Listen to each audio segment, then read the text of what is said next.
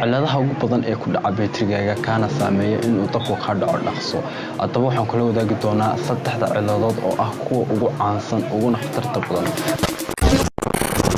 السلام عليكم ورحمة الله وبركاته. السلام عليكم أصحابتك على قناة تكنيكال بلان ملكستد كجوجتان تافا dunida. Qolka maanta waxaa lagu wadaagi doonaa kowan mistake kaas oo ku dhaca baytarigaaga. Ciladaha ugu badan ee ku dhaca baytarigaaga kana saameeya in uu dabku ka dhaco dhaqso. Haddaba waxaan kula wadaagi doonaa saddexda ciladood oo ah kuwa ugu caansan uguna khatarta badan.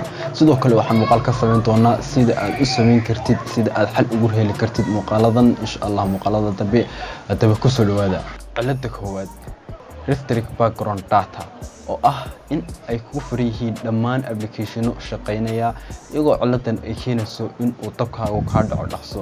Haddaba ciladan waxaad u heli kartaa laba xal. Xalka koowaad oo ah in aad mobilkaaga markasta ku sameysid clear data, iyo cilada labaad oo ah in aad iska furtid backgroundska muuqaalada andhaho applicationka backgroundka ee kugu furan adigoo sameynaya tagaya settingki ka bacdi dooranaya background restrict data ka bacdi off dhahaya.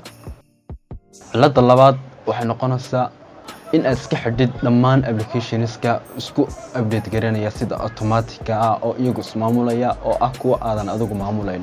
ciladan waxa ay badanaa u sabab ah in ay kaaga furan yahay dhanka Play Store-ka.